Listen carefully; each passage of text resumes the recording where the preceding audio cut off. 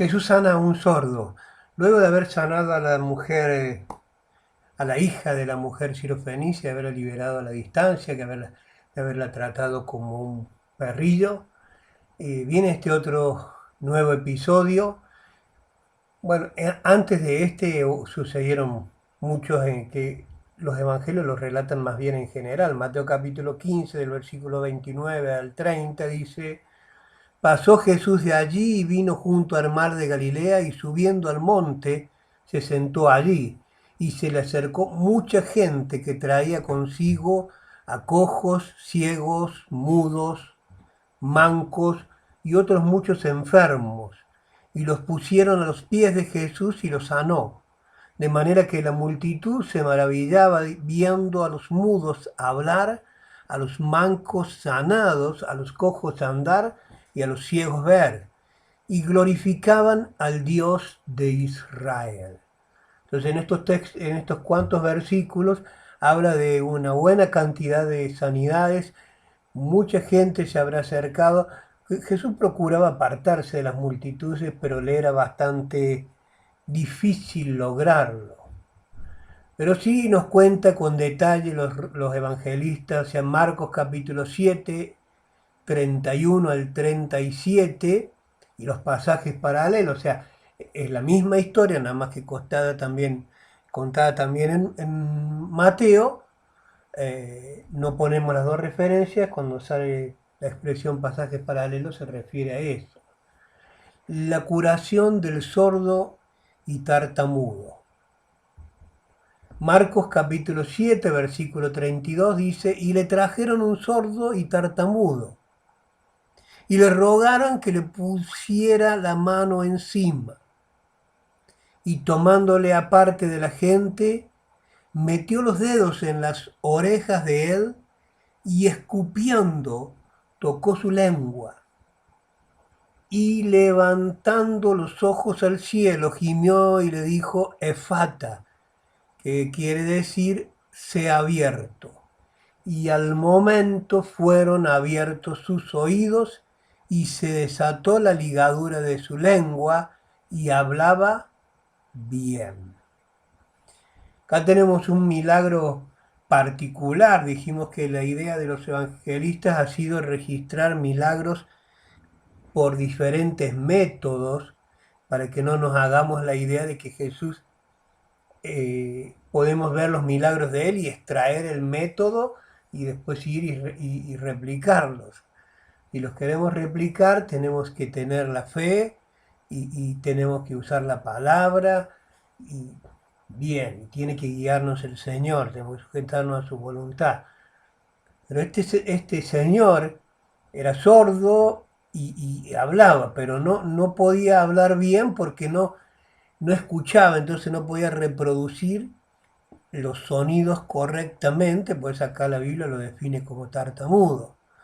Entonces, y este milagro tiene la particularidad de que Jesús metió los dedos en las orejas de él. Hasta el momento no habíamos visto este método, y escupiendo tocó su lengua, o sea que tocó las orejas, metió los dedos en las orejas y en su lengua. Un milagro diferente que ahora lo vamos a abordar. Este milagro difiere de los anteriores. ¿Por qué le mete los dedos en las orejas y escupe y le toca la lengua al sordo? Es una buena pregunta.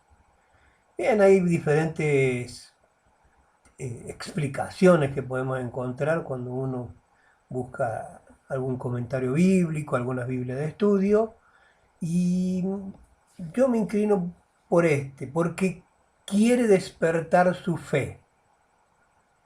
El sordo necesitaba fe, y la Biblia dice que la fe viene por el oír, ¿entiende? El oír de la palabra de Dios. Entonces uno escucha la palabra y eso te produce fe. Él no, él no oía la palabra, pero podía percibirla, podía entenderla, y la palabra es la que produce la fe. Entonces entendemos que probablemente por señas Jesús le estaba diciendo lo que iba a hacer. O tal vez le estaba preguntando por señas, ¿querés que te destape los oídos y que toque tus labios? Entonces, por señas, Jesús se comunica con él al tocar meter el dedo en sus orejas y el tocarle la lengua. Fue un gran milagro, ya que luego este hombre habló normalmente. Y hablar normalmente sin antes haber oído normalmente. Y porque normalmente cuando uno habla, lo que hace es repetir los sonidos que ha escuchado. Hacíamos todo, hemos aprendido a hablar de esta manera, pero él no había escuchado sonidos. Sin embargo, dice que él hablaba bien. Eso es lo que dice acá, Marcos 7:35. Y hablaba bien. Gloria a Dios. Y luego, siguiendo con los relatos bíblicos, el siguiente milagro que encontramos es que Jesús alimenta a 4.000. Tiene mucha similitud a cuando Jesús alimentó a los 5.000. Hemos tomado un buen tiempo para considerar la alimentación de los 5.000, así que más bien los vamos a pasar un poquito más rápido, vamos a ver los detalles, ¿sí? Y para que no se haga eterno este estudio de los evangelios. La segunda multiplicación de los panes probablemente se realizó en la región montañosa al oriente de la parte meridional del lago, cerca del lago, a 15 o 18 kilómetros al sur del lugar donde Jesús dio de comer a los 5.000, o sea, más o menos cerca de donde comieron los 5.000. El asunto es que los relatos de ambos milagros, la alimentación de los 5 y de los 4.000, reproducen los mismos acontecimientos y se diferencian entre sí en detalles. Algunos críticos han dicho que en realidad no hubo dos alimentaciones, sino que hubo una sola. Y en eso ya luego lo vamos a considerar también, pero veamos las diferencias entre una y otra. En el caso de la alimentación de los 5.000, la multitud había estado con Cristo solo un día. Entonces los discípulos le dijeron al final del día, es tarde, decir a la gente que se vaya y que compre comida por donde encuentre. Acá los 4.000 habían estado 3 días con Jesús. Entonces, en el primero, otro detalle a considerar, en el primero, o sea, en los 5.000, la alimentación de los 5.000, un muchacho tenía 5 panes y 2 pescados, ¿sí? Y en el segundo había 7 panes y unos pocos pececillos. Es más o menos la misma cantidad, ¿sí? Tal vez un poquito más. Comparado con el resultado final, comparado con la cantidad de gente que luego comió, 5 panes, 7 panes, recordemos que no eran pedazos grandes de pan, no era una tira, eran eh, casi del tamaño de un puño o menos los panes y los pececitos. ¿eh? 2 y en el otro no nos dice cuánto. Tal vez sea un poquito más de comida. Pero en una situación normal, 7 panes y 2 peces, y lo comen 2 personas y se quedan con hambre. Entonces, igual fue un tremendo milagro. También había un detalle que no sé si lo noté, las obras también eran, ambos mencionan la cantidad que sobró Y me parece extraño que los discípulos contesten la pregunta de Jesús sin insinuar ninguna esperanza de que repita el milagro de dar de comer a la multitud. ¿Cómo le vamos a dar de comer otra vez? ¿Cómo le vamos a dar de comer? Entonces, pero los evangelios sinópticos nos presentan a los discípulos como un poco lentos para entender las cosas espirituales que Jesús les enseñaba. Por eso es entendible que tuvieran esta reacción, una reacción casi idéntica a la primera vez, ante la primera necesidad de que coman 5.000, ahora 4.000, ¿qué vamos a hacer? Y tampoco uno debe asombrarse tanto, ¿no?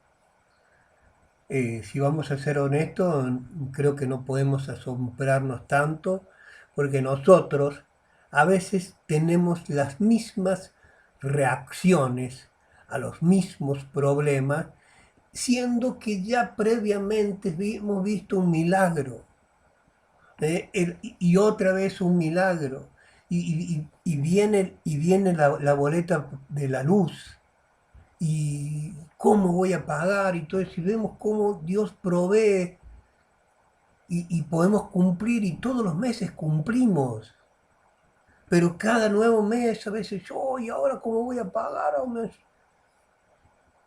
Es el tamaño del Dios en el cual uno cree, ¿sí? Es el tamaño de Dios. Dios es grande, y eso es simplemente con nuestra falta de fe lo limitamos, lo empequeñecemos. Y lo que mencionaba hace un momento es que no es un doble relato, ¿sí? No es un doble relato del mismo suceso, porque el Señor se refiere a los dos, a las dos ocasiones. Inmediatamente después Jesús habla de ellos, les habla de la fe. Pero muchachos, ¿cómo puede ser? ¿Eh? ¿Cómo puede ser que no les entre, que no les tengan un poquitito de fe, dice el Señor? Entonces les menciona, fíjese, está en Mateo 16 y en Marcos 8. Acá está el que está acá en la diapositiva, es el de Marcos 8, 19 y 20. Cuando partí los 5 panes entre 5.000, ¿cuántas cestas llenas de los pedazos recogisteis? Y ellos dijeron 12. Y cuando los 7 panes entre los 4.000, entonces Jesús cita ambos milagros. Él cita ambas alimentaciones. No es que es la misma historia contada dos veces, porque si no, ¿cómo se puede explicar que Jesús lo cite dos veces? Y cuando los 7 panes entre los 4.000, ¿cuántas canastas llenas de pedazos recogió? Y ellos dijeron 7. Entonces, dos milagros diferentes. Y el hecho de que Dios registre dos veces milagros casi idénticos también nos deja una lección.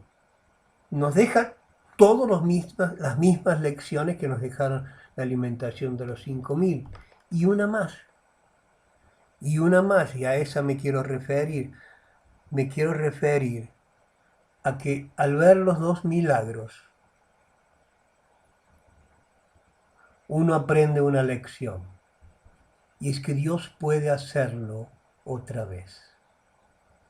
Y esa es la fe que tenemos que tener, de que Dios puede hacerlo otra vez. Si Dios ha hecho un milagro, Él puede hacerlo otra vez. Si Dios me proveyó el mes pasado, Él puede hacerlo otra vez este mes. Si Dios estuvo en mi servicio a Dios, en mis relaciones familiares, en todo, en la lucha contra las adicciones o sea el problema que uno tenga. Y si ya estuvo Él, ¿por qué pensar que ahora no va a estar? Porque Él puede hacerlo otra vez. Y quiero que te quedes con este pensamiento de que Dios puede hacerlo otra vez. Si Dios ha hecho un milagro hoy, Él puede hacerlo otra vez. Que Dios te bendiga.